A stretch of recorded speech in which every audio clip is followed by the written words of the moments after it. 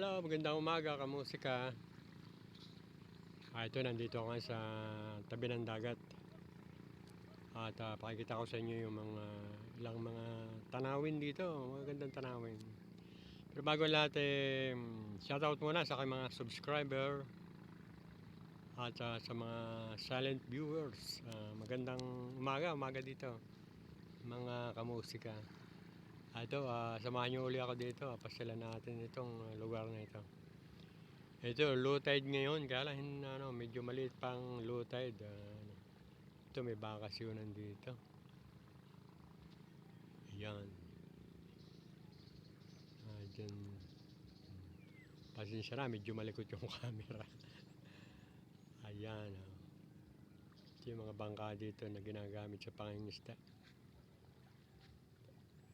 Ayan, seawall. Ito yung seawall dahil pag habagat, malalaki ang alon dito pag habagat Kaya nilagyan ng seawall dito. Na dito yung baywalk dito sa lugar na ito, natakpan na ng seawall. Dito, ayan. Maraming mga punong kahoy din dito sa tabi ng dagat. At dito mga kamusika, na dito yung mga kabahayan dito sa Barangay Basyaw ito. Kaya lang medyo nakukulimliman ng araw, nakukublihan pa ng mga puno. Kaya hindi pa gaano makita. May kukunan ko ng video dun sa mismong tabi doon, karamihan ng bahay. Ayan. Ito may mga nangunguha ng mga shell dito. Ayan. Yung mga bangka ayan, galing sa dagat yan, sa laot. Magandang panahon ngayon, ito kalmada ang alon. Ayan.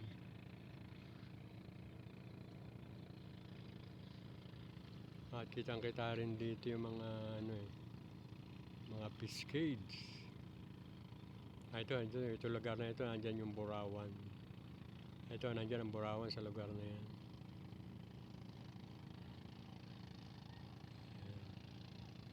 Ito na yung mga piscades. Mga bangos yung nakalagay dyan.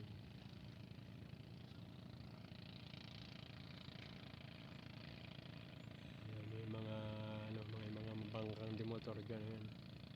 Mga service yan ng mga piscades. Ayan, ito.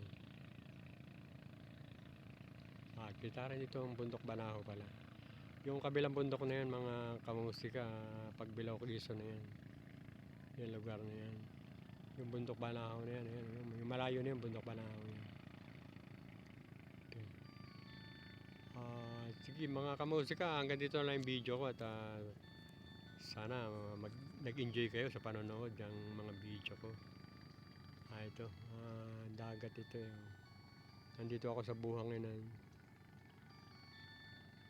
Sige, thank you sa panonood mga kamusika.